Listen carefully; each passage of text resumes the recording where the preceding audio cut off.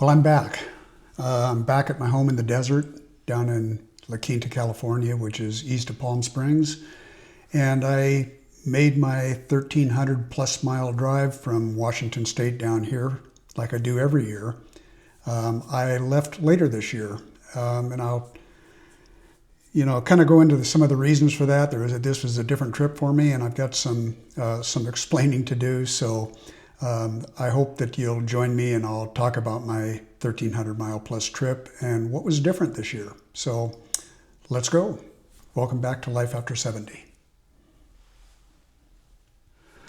So this year, a lot of things happened, and before I started my trip, it was delayed for about a month. Normally I leave around the middle of October, and I didn't leave until close to a month after that, early November. So a whole bunch of circumstances, but what ended up starting this is I have my Lucid 2023 Lucid Pure, which the pilot panel had gone blank on me, gone dead. And it's kind of a critical part of it's not just the infotainment part of it, it's also things like being able to do your route planning, things like this. So it's a critical component when it's dead. And when I took it in, I really thought it was just going to be in there I thought maybe I could wait for it, that they'd be able to push a reset. We tried reset buttons, things like that. None of that was working. So as it turned out, it was, when they got into it, they found that there was a problem with the wiring harness. This is the main wiring harness in the car. And after consulting with their engineers and trying to figure out what was the cause of that and what they could do about it, they made a determination that the wiring harness should be replaced. I'd had a problem once before that they suspected was something going on with the wiring harness when the passenger side door would not unlock in my car. It wouldn't expose the handle to the passenger side. So they fixed that, but when this problem came up, they dug deeper, and they were great to work with. They gave me a brand new, literally 5 miles on it. They gave me a brand new Lucid Air Touring. Mine is the Pure, which is a step down from the Touring. Now, the Touring they gave me as a loaner did not have the DreamDrive Pro, which is the automated driving system where self-driving, hands-off in some places.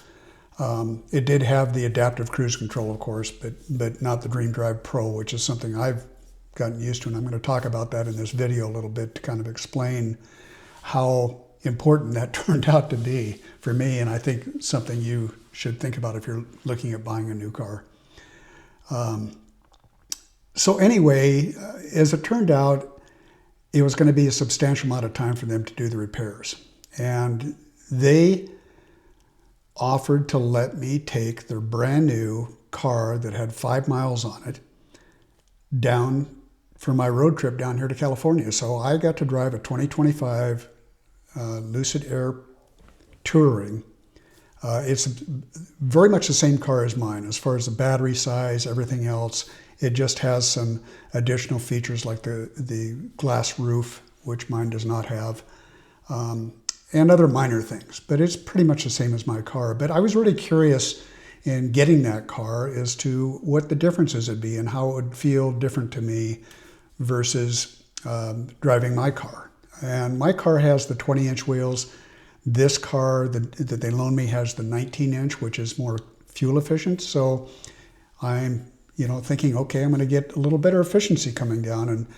And what I'm going to do what I'm going to present to you in this video is snippets of my trip coming down, but primarily the charging stops along the way and the efficiency I was getting it, and talking a little bit about the weather, about the speed that I was driving, and about how well the charging experience was, how good that was.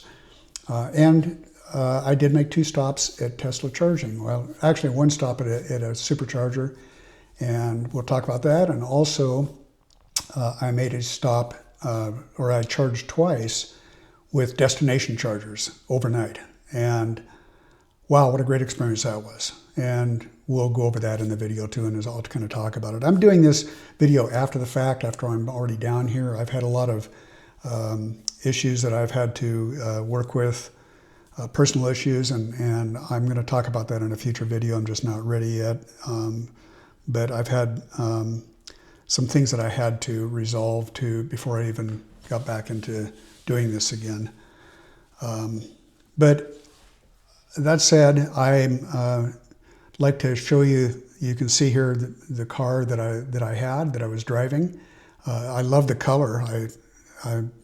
Mine is black, and this one has the black trim with the red. I forget the color they actually call it, but it's the red exterior. It has the light tan interior, but it's a very nice car, and it was a good experience, and I'm glad I had a chance to drive it down here. I still don't have my car back. It's been a month now since I dropped it off at the dealer, and I've had this car ever since. And I put over 2,000 miles on this car, and they're working on mine right now, and I hope that I'm going to have it back soon. I missed my car. It's the first time I've really had any serious kind of problems with the car. It's been awesome, and again, the service that Lucid has provided, I know I would have never gotten that kind of service from a traditional dealership. They're not going to loan me a car, let me drive it to California one way, and especially a brand new car like this. So I just can't say enough about the service. Everybody I've dealt with has been awesome, and I feel very comfortable recommending Lucid cars to people because I know that they will give good service, just like they'll get good service, just like I got good service, have gotten good service. So anyway, let's get a little bit into the road trip and talk about the differences between this car and my other car and kind of how my whole trip went. So here we go. So anytime you take a road trip in an EV, you do some planning. It's just part of it, and if you don't enjoy that part of it, then you probably won't enjoy owning an RV, or excuse me, an EV right now. Trip planning is part of owning an EV, and hopefully that is something that you do enjoy. So starting out, I'm plugging in my destination, and my first destination is from my home to Hermiston, Oregon, and it is about 204 miles, I believe is what it is, to go to Hermiston. And the weather is substantially colder than what I normally travel in. I chase the sun in this stage of my life, and I'm in warm, sunny eastern Washington State during the summer, and then I would go down to warm, sunny Southern California for my winters. And typically we try to avoid any possibility of snow or anything else. But we were definitely in some colder weather because we were leaving later this time. So the thing that did surprise me is how much it did affect my efficiency. I knew that cold weather would affect efficiency, but I was surprised how much different. It was almost about a mile per kilowatt hour that I was getting less in driving in a colder condition. And that's certainly something you want to consider if you live in a cold climate. You want to be aware of the fact that when you're planning your trip that you may not get the efficiency of what you expected just because of weather conditions. It really affects. Wind is a huge factor, obviously. Fortunately, on this trip, from start to finish, we had very, very little wind. It was really nice conditions. We never hit any rain, and thankfully no snow. And we take some pretty, desolate roads through mountains and climates that aren't always predictable. So anyway, first trip, leg of this trip, you can also see in the car that I have this thing just packed.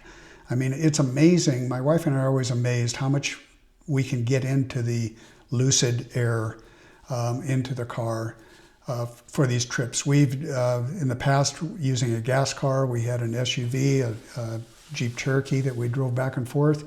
And we can get far more into this car than we could into that Jeep Cherokee. It has a lot of room. It's just amazing. When you use the front area of the car and you put the back seats down, and it's got an opening in the wheel well, or into the well of both the front and the back, that you can put a lot of stuff in there. It's just amazing. So if you're concerned about packing, I don't think with this car you'll have any problem. We move a lot of stuff back and forth. A lot of things we don't need, of course, that we always move back and forth between the desert and our place in Washington. So anyway, I'm going to show you some pictures of the road here as we go, and then kind of show you the stop that we make in Hermiston. Okay.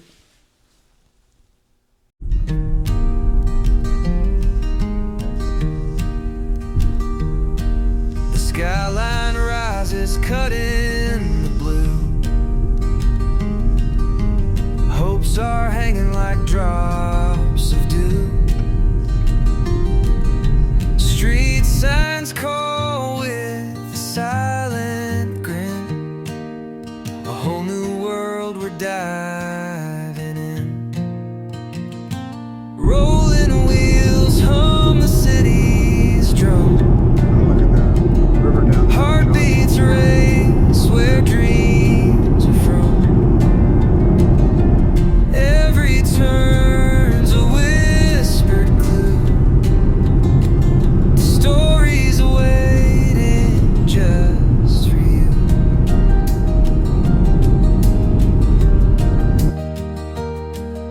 Coffee shops glow with quiet entice.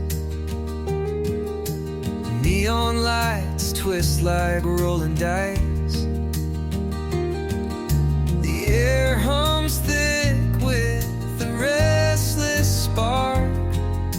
Footsteps play like strings in the dark. Rolling wheels hum the city's drum. Heartbeats race where dreams are from. Every turn's a whispered clue. Stories waiting just for you.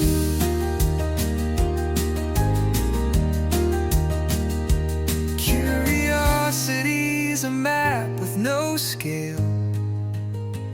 Every road's a start, every corner a tale. The present blurs, but the feeling's clean. A joyful buzz from what's unseen. Rolling wheels hum the city's drum. Okay, here we are, my first stop in Hermiston, Oregon. And I went 205 miles, and I arrived with 38% left in the battery. So it had a projection of just about that when I left Chelan. I had 100% charge. I went down to 38%. And when I pulled in here, this station's always busy. I don't really like stopping at it, but it's not too far off the highway, so it makes sense to stop. But it's usually very busy, and it was, the only stall left open was a 150 kilowatt charger. I always would like to get the 350 if they're available, but generally this car, the Lucid, I feel really lucky if I hit over 200 kilowatts in speed, or in kilowatts that I'm receiving, you know, into the car. And if I get 200 kilowatts, which doesn't happen very often, the charging curve will start dropping down. It'll get down to generally about 160, then 150, and as I get up to 50% charge, it'll be down to around 100 kilowatts, and generally once it gets below 100, I'm looking to move on to the next stop and not sit there too much longer. So that's kind of my philosophy, is stop a little bit more often when I'm on these road trips and not charge as long. It's nice to get out, stretch my legs.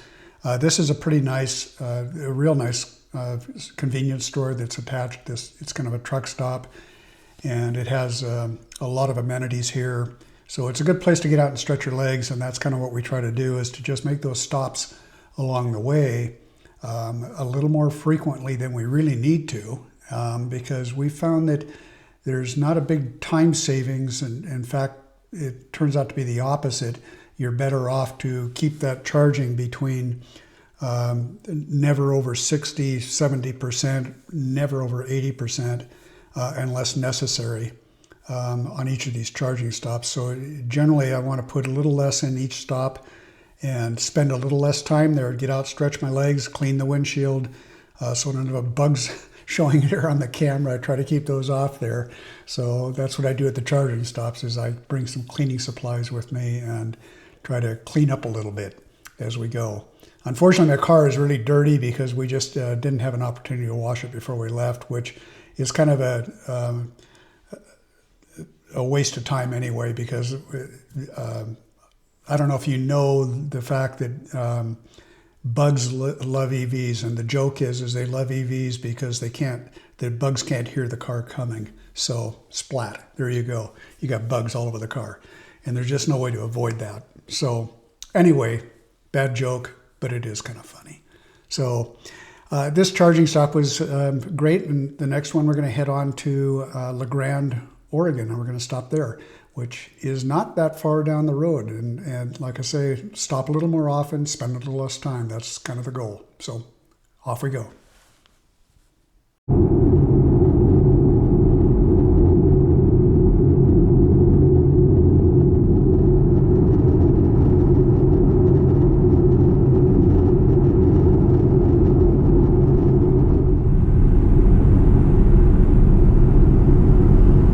Okay, so arrived in La Grande, Oregon, and it was 80 miles between Hermiston and La Grande, and I arrived with 41% on my battery. The efficiency I got was not very good. I got 2.90 miles per kilowatt hour. And with this car and with my car, I expect to get somewhere around 3.6 to 3.7, 3.8 in that range. So not very good. And part of that reason is because there was mountain passes that we went through. So there was a change in elevation. Also the speed, I was doing 5 over the speed limit, so most of the way 75 miles an hour. And that makes a big difference. So also the charging speed at this station, these are again older Electrify America pedestals and charging infrastructure. It's not the new stuff, and generally you won't get as good a speed at these older units like this. And as we go along this trip, you'll see that we stop at some of the newer ones and do a little better on the charging speed. But this is a 350 kilowatt dispenser, and I was getting about 160 kilowatts, and that was about it. So not very good. So anyway, our next stop is going to be Ontario, Oregon, which is where we'll be spending the night. And I will be charging at a Tesla destination charger, which I have not used before. So when we get there, we'll plug in, and I'll talk to you a little bit about that experience doing that. So let's head on to the next stop.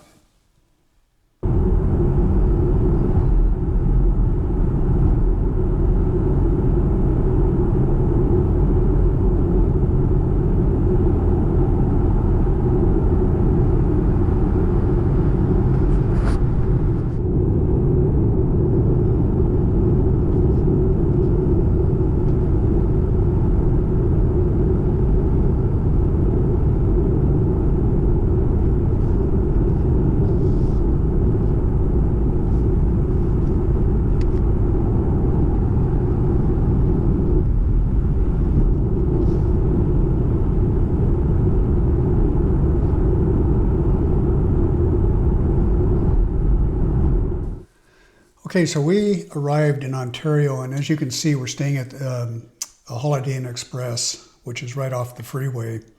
And we've stayed there in the past, but not too long ago, maybe a couple of years ago, Holiday Inn or Tesla installed in the back of parking lot of the Holiday Inn Express, they installed both superchargers and destination chargers. And what I'm doing here is I'm going to charge my car overnight while I'm asleep on a destination charger. And a destination charger is a AC charger. It supplies AC current, just like your charger you have in your garage at home. It supplies AC current to your car. Your car accepts that, converts it to DC current that goes into your battery. So the thing you need, if you go to these destination chargers, you need to have a adapter like this. And this is a J1772 converter to a NACS plug. So all of the Tesla destination chargers have a NACS plug on the end. So you plug that into here. This goes into the car, into my Lucid, which is the J1772. And that allows you to use that plug, the NACS plug, on those chargers. Now, there is an exception to that, and they're not real common, but at this particular charging station, they had two of their charging units, destination chargers, had the J772 ends on them, plugs. So I didn't need to use this in this case. But on my last stop, or the next stop that I'll be making on this trip is at another hotel where I will be using this. So it's important to be prepared, and this is something you want to have with you. Now that is different than this, which is the adapter for DC charging, which would be the superchargers. Destination charger, supercharger, two different adapters you need to have to use those. And it's important you understand that. So anyway, the really cool thing about this is you pull up there, and it seems like they're never crowded at all. There's always plenty of spots there on these. And you just plug in your car and you go back to your room and go to bed, and you get up in the morning and you have a full charge. And in this case, I'm charged up my car to 100%, which I normally would not do. But I have a long stretch tomorrow. Although I am going to stop at a Tesla supercharger station just to use it, to try it.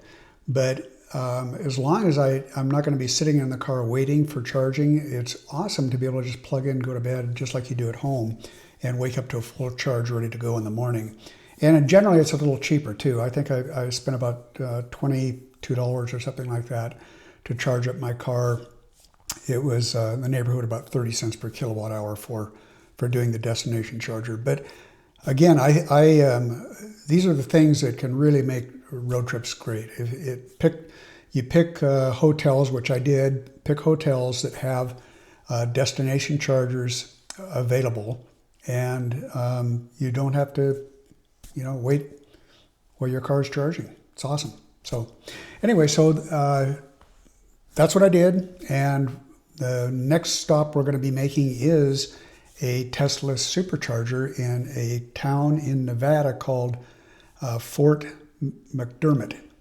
And it's a fairly new installation there, and we'll give it a shot and see how that one goes. We just put in a few kilowatts just to, more than anything else, I want to try it out. So let's go.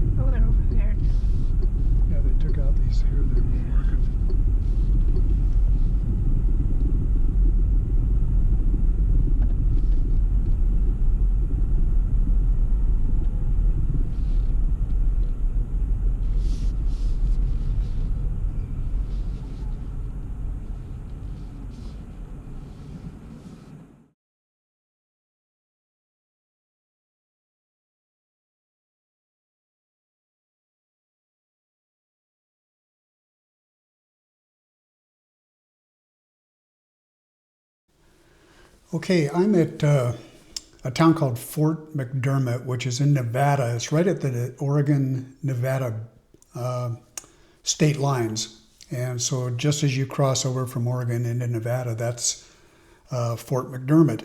And about 2 years ago, I think, they put in Tesla Superchargers there.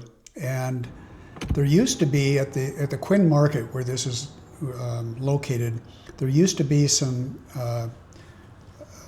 I don't even remember what brand they were, some off-brand EV chargers that were there, but they didn't work. They were horrible, and everybody was having a bad experience, so they finally took them out. But Tesla put in these superchargers, and fortunately they opened these up to other car manufacturers, including Lucid.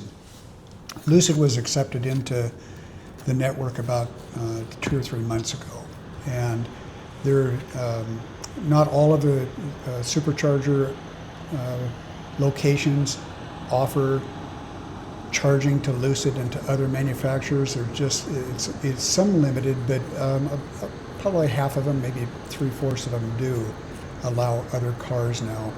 And that's going to be getting better and better as time goes. The downside to the Lucid charging my Lucid at a Tesla supercharger is it's limited to only accepting 50 kilowatts of power. That it maxes out at that, and it's a technical reason why. But the bottom line is that my car, the Lucid, is a 900 volt or 800 and 900 volt system, and the superchargers are 500 volt because all the Teslas are only 400 volts. So Tesla is in the process of switching out their superchargers into a 1,000 volt charging network system, which will solve that problem. It'll go away. But people ask, well, why would you go to a supercharger if it only puts out 50 kilowatts? Well, this is a really good reason right here, because this is out in the middle of nowhere. And it's a long stretch from my last stop in Ontario, where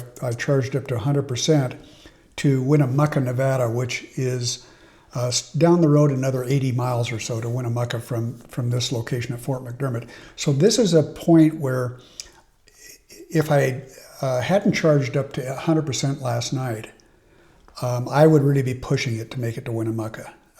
Fortunately, I've got plenty to make it to Winnemucca, but I wanted to stop and show this Tesla supercharging station that is out in no man's land. And this is very typical for Lucid or for Tesla to have charging stations out in places where others don't.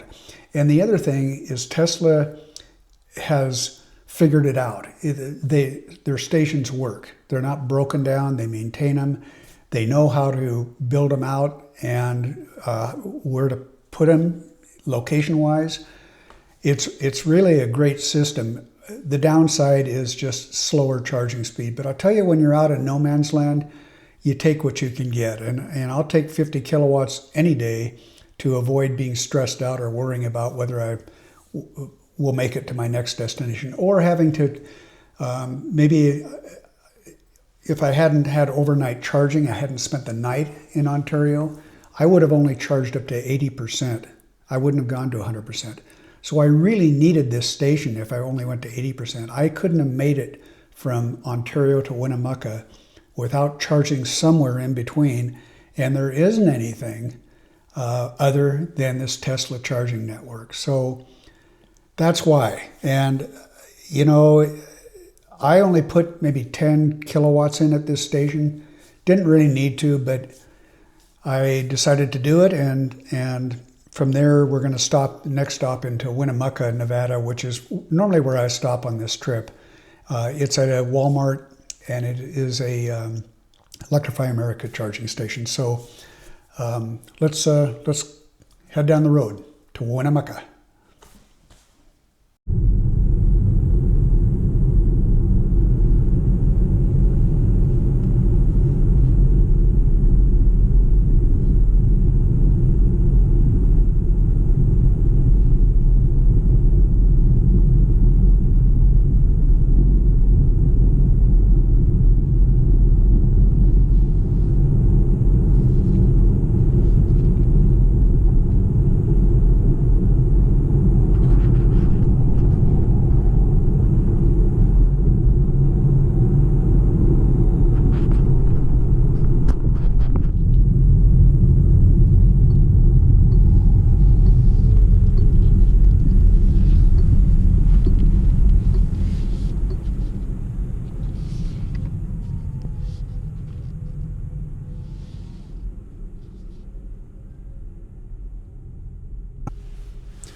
Okay, this stop we are coming into Winnemucca, the Electrify America station there. We've been here several times over the last 3 years on our trip. And this is in a Walmart parking lot. It has older chargers. They're not the newer variety they're putting out now. So unfortunately, a lot of these places we're stopping at are all older equipment. But we got pretty good charging speed here this time. Again, I'm driving a loaner car here, a 2025 Grand Touring, and it is doing better than my car does. And I'm not sure exactly why. Different battery chemistry maybe in a newer car, but it is doing well on the charging. We went about 80 miles to get here from our last stop at the Tesla charging station. And this charging stop is, we're at 21% on arrival, and I'm charging up to 75%. We have 130 miles to go to my next stop, which will be in Fernley, Nevada, at Electrify America. And the charging time here, we spent 24 minutes to charge from 21 to 75%. So that's pretty good. I'm not complaining about that. So anyway, this is a look around the parking lot and kind of what the place is all about. Very typical for Electrify America. And we're going to go ahead and get back on the road and head to Fernley, Nevada. We'll charge up at the Electrify America station there. So let's get back on the road. Wonder how the ice cream is doing. Oh God, I forgot about that. It's like a milkshake.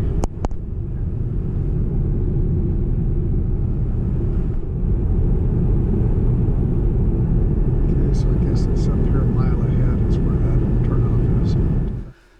Okay, this stop is in Fernley, Nevada, and it's on a major east-west freeway, and the speed limit along the route from Winnemucca to Fernley, the speed limit's 80 miles an hour. So I was doing about 85 miles an hour, and I was really surprised how good of efficiency I was getting at that speed, because generally you won't get good efficiency driving that fast. Anything above 70 and it drops off like a rock.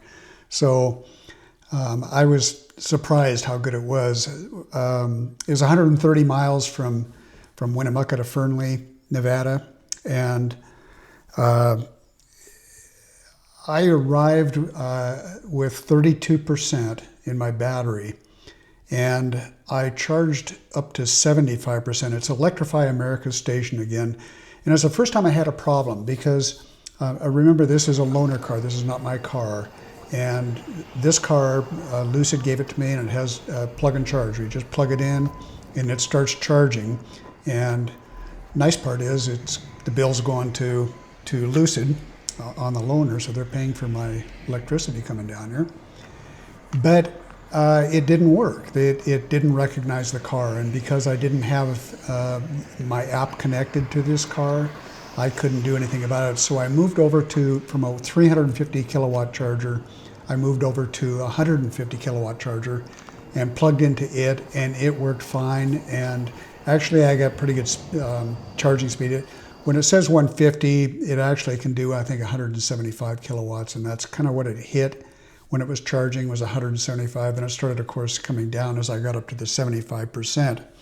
But I was there for 21 minutes, and you can see, looking around the parking lot here, it's pretty typical.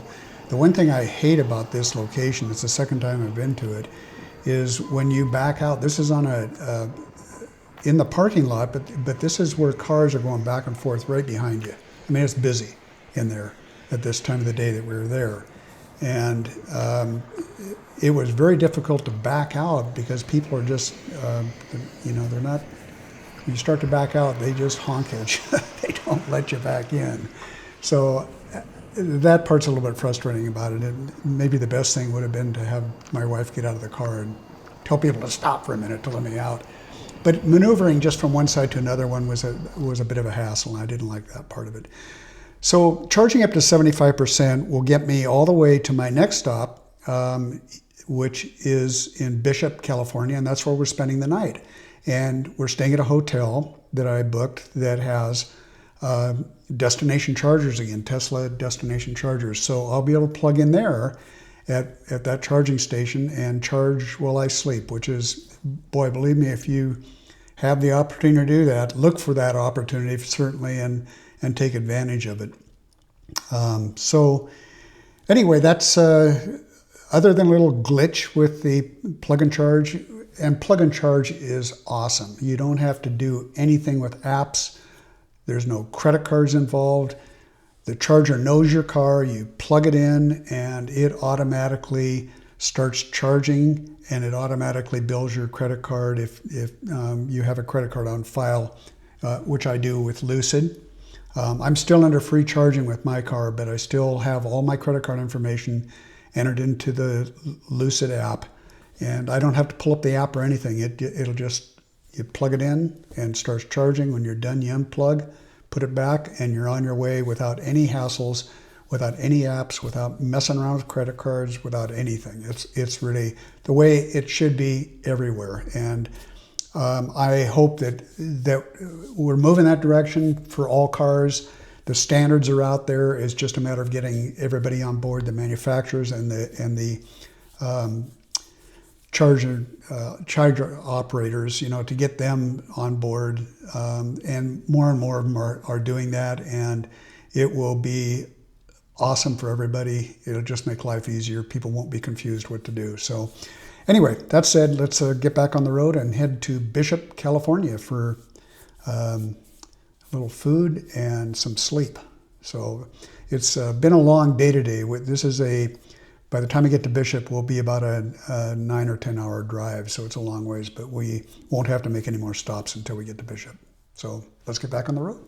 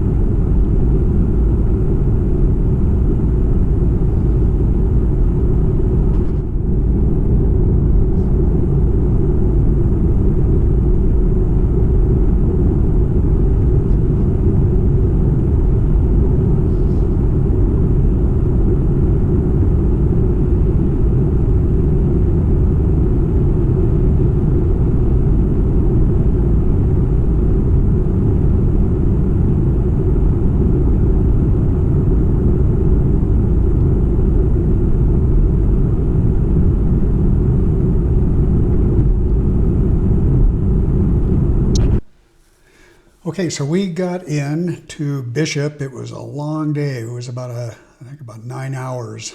It was a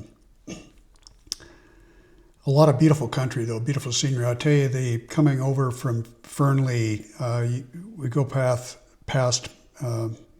Mammoth Mountain, Mammoth Lakes area, and the mountains, the scenery is just unbelievable. It's a trip worth making. Just to go see how beautiful that part of the country is. It is just spectacular. And doing a video doesn't really do it justice. I think seeing it is believing it. It's pretty cool. So we're in Bishop, and we have a hotel that has the supercharger, or not the superchargers, the Tesla destination chargers, which is the reason I booked at this hotel. And it is an awesome thing that none of the chargers are being used. And I guess they don't get used that often, but it is so awesome to come in and be able to sit down and relax and plug in the car. And we walked into town to have some dinner, came back and hit the sack and got up in the morning with 100% charge on the car, ready to go. So there was no more stops we needed to make the rest of the way home. In fact, we would have a remaining range over 150 miles on our arrival at our home in California, La Quinta, California. So that destination charge thing is great. Now, there's a couple of things about it.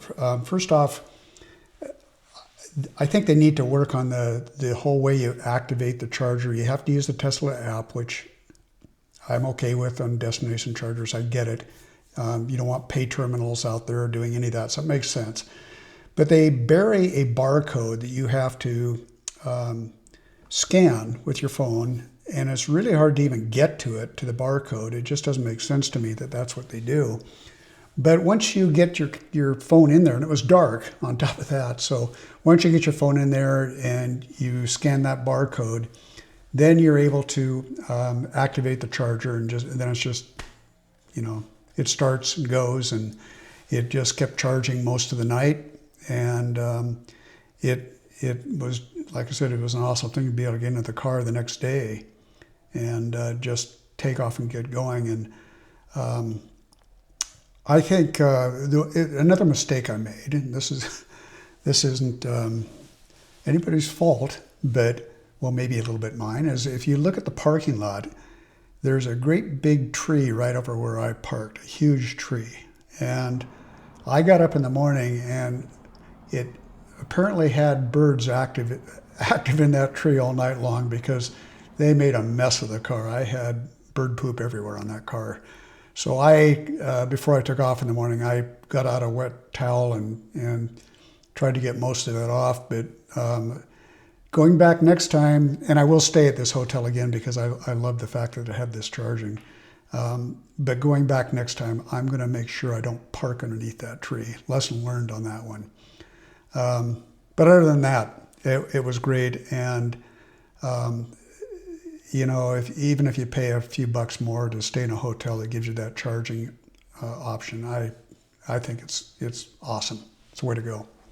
So anyway, our next stop is home in La Quinta, and it's a downhill drive from here. We are in La Quinta. We're actually below sea level, and I'm not sure don't remember exactly what our elevation is in Bishop, but it's up there a ways up in the mountains. So we'll get great fuel or great efficiency going the rest of the way home. And we'll, at the end of this, coming up here, the next part of the video, I'm going to do a kind of a summary of the efficiency we got on the trip and maybe do a little comparison of how that compares to last year when I made the same trip and what the efficiency was there overall. So it was a good trip, good experience. I enjoyed it, and stay to the end here and we'll give you the final summary.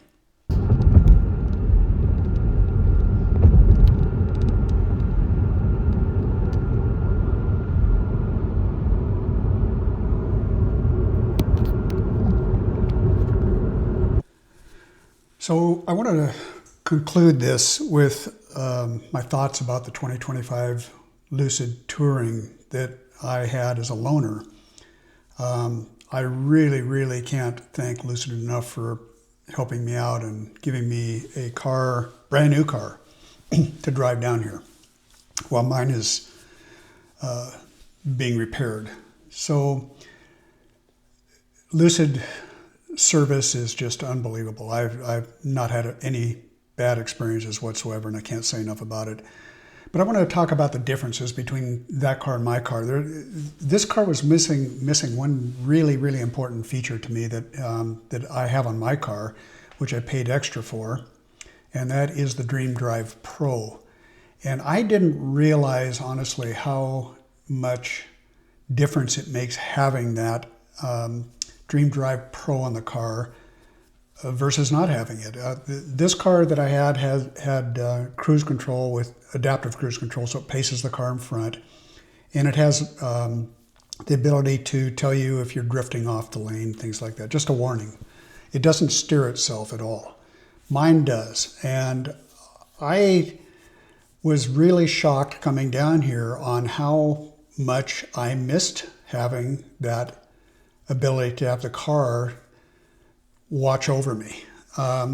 You know, in today's cars, it's so easy to be distracted. There are so many things that are on screen. We have cell phones with us. We have, you know, just all kinds of distractions. And, you know, whether you're young or old, it still affects all of us. And what that DreamDrive Pro does for me in my car when I'm using it is watching over me. And if I take my eyes off the road, it doesn't drift off or go off the road. It stays on course. I can take my eyes off, look down, do something, look at, you know, a message comes through on your phone, whatever it happens to be. And you look down, and with the car coming down here without that DreamDrive Pro, I found myself drifting a little bit, you know, and I just wasn't comfortable with that. I really, really like having that automation in the system. And it's far from perfect. It's got a long ways to go. And Tesla's way ahead, I know. But I think that everybody could benefit from having that, where you can just relax and let the car get you to where you want to go. It doesn't have to be where you give up driving, but it certainly can be an assistant for you and help make you a safer driver. And so I just can't say enough about that. And what I would recommend is, if you're looking at getting a Lucid or any car, I would really consider adding that to the order that you place on the car, is to try to get that ability to have at least future-proof the car with the ability to do self-driving. So other than that, I love the car. Was there a big difference from my 2023 Lucid Pure? No, there wasn't a big difference. And, you know, I'm looking at the overall, which I'm showing on the screen here, overall from my 2024 trip, same trip, coming down from Washington to California, over 1,300 miles in 2024, and I had a overall efficiency of 3.4 miles per kilowatt hour. And that's pretty typical for my car. It depends on how I drive, but on a long trip where I'm doing a lot of high-speed driving, which I do on this trip, that's pretty good, 3.4. On this car, the 2025 Lucid Touring, I had 3.6. So not a whole bunch of difference on that. This car has more efficient tires on it. It has the 19-inch wheels. Mine has the 20. So I gave up quite a bit of efficiency by going to the 20-inch, but I liked the look. So I was willing to give up the efficiency. And I don't regret that. I still love the look of my 20-inch tires. But there's really not too much difference. This one has a glass roof. I don't care for the glass roof as much. I prefer to have the metal roof just because there's less glare in the car. So that's just me. A lot of people love that. So we're all different. The other thing is the trip planning. I strictly use the Lucid Trip Planner coming down this time because I don't have my apps connected in this car like I do in my car. I've become a fan of Better Route Planner, but I'll tell you what, the Lucid did a really good job on this trip coming down. It was pretty darn accurate on its estimates of what I would have at arrival, and that's really what I'm most concerned about, is how accurate is it when I leave a charging station and it's telling me I'm going to have so much battery left when I get to my next destination to charge. That is really, really important that that's accurate. And it needs to be accurate in EVs because we just don't have the availability of charging stations that we like gas stations. But that's changing, and boy, has it changed since I got the car in 2023. It's gotten much better and much more reliable, which is a key thing. So here at the end, I'm just going to run through some of the pricing of this touring car. It's very similar in price to what I paid for my Pure. My Pure cost me, with the add-ons I did to it, the all-wheel drive, the tires, the added cost of the DreamDrive Pro, and I had the upgraded sound system put into it, and all that brought it up to about $99,000. And so, the cars have come down in price, the Lucids have, and I think they're a good buy. A good thing to do is leasing on them if you're considering it. But I think the Touring now comes without the glass roof, and you can add the options you want.